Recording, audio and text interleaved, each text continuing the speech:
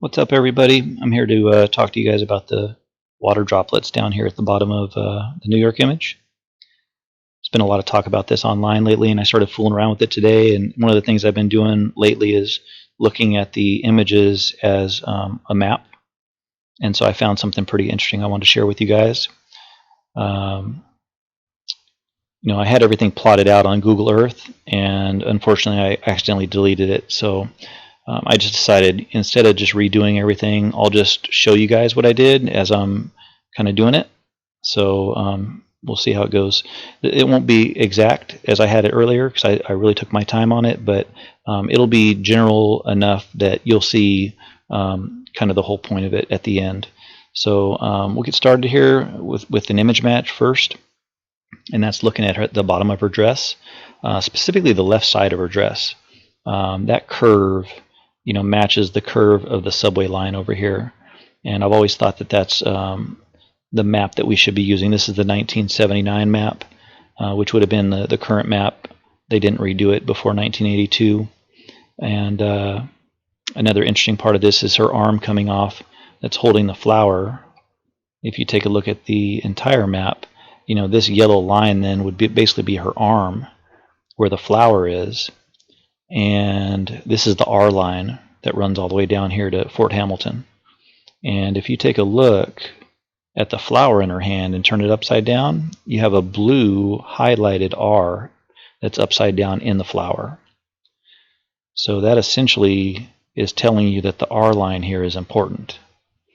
But we're going to be focusing our attention down here by the jewels. Maybe I'll talk about the R line at the end. So what I was kind of thinking was, I have a landmark here, which is the curve of this track. And so we know that the left water droplet is just below that. I lined it up with this image so that, it was kind of relative to each other, which allowed me to see that this horizontal line that I brought across is basically halfway between these two blocks. And so this is Neptune and this is Avenue U.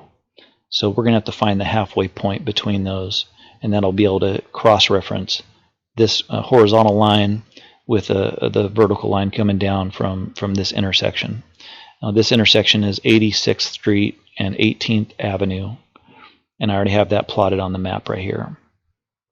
Now, one thing that you have to note is, because I've tilted this map vertical to match the painting, in real life, Brooklyn is tilted slightly to the side, going left a little bit here. So the first thing we're going to have to do is measure the angle of the tilt.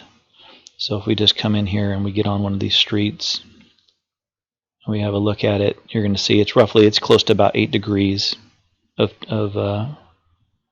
angle.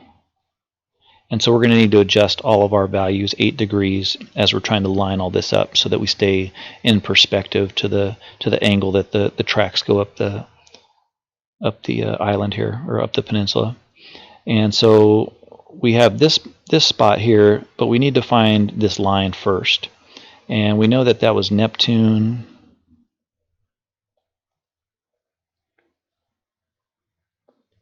Which you can see here is this road that goes across and it's right on the water here. And then we also got to find Avenue U.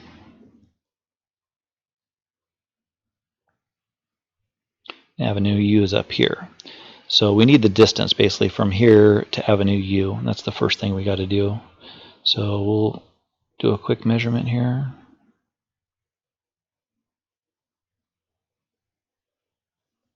$5,790. We'll just round that off to 5,800 just to keep it quick. So that's Neptune to Avenue U. Okay, so 5,800 is 2,900 is halfway. So coming back to here, if we go up, 2,900.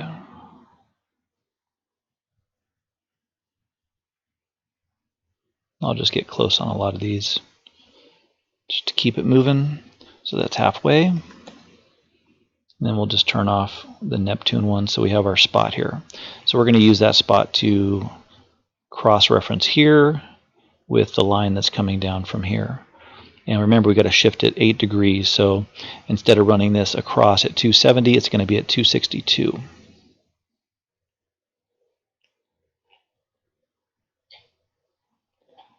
So we'll be down here at 262. Good enough.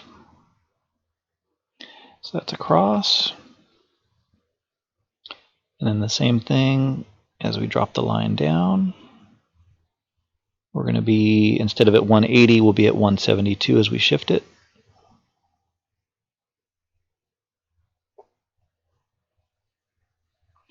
And that's down. And so that gives us a spot here. And that's pretty close to where I was before, but it's not exactly in the right spot, but whatever. I'm just going to keep it moving. Okay, so that right there is our left dot. Okay. Now we don't need these anymore. We'll just turn those back off. And so now, since we have a spot, we can go ahead and take a look at, this is a comparison between the left dot and the right dot. And you can see that the right dot is, now when I use the white dots in all these, I thought that was kind of important. Like, it gives us a really specific point of reference on each of these three, was that white dot. And so I ran it from the white dot through the white dot, and it was like at 1.5 degrees. Now remember, we got to shift this to the left 8 degrees. So that's going to put it at like 9.5 degrees.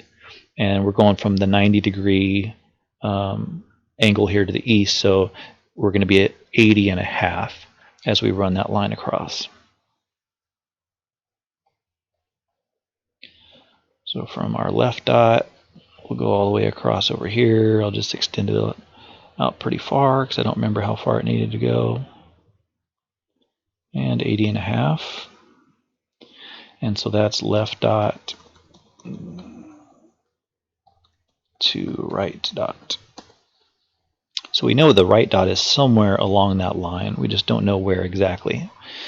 Now, how can we find that? Well, if we go back to our image, we start looking at this thing, you know, we have this spot now kind of marked, and it's relative to the edge of the track here, the orange line. And it's the same from here to the edge of the track here. The right side of the image, the reason I didn't say the right side of the image isn't an image match, because it obviously isn't. But what I think what's going on the right side of the image is, I think this is an image match for Manhattan Island. I think that it's actually showing you the curve of the East River as it goes up and around the island. And I think that's important for the solution as it takes you up to Roosevelt Island, which you can see an image match of it here in the middle of her sash. And so that's why the bottom of her dress isn't a perfect image match. I think the left half is, and I think the right half isn't. Because of that, we have to drop this down, because the track would continue to extend down straight before it curves. And so basically what I did is I took, you know, a spot here, and I measured from here to here, and then I also measured from here to here. And what I found was that this is actually twice as large as this is. So when we kind of take a look at the map, we're going to use that to figure out the distance that we need to go to find the dot on that line. Okay, we'll do that in our next video. Sit tight.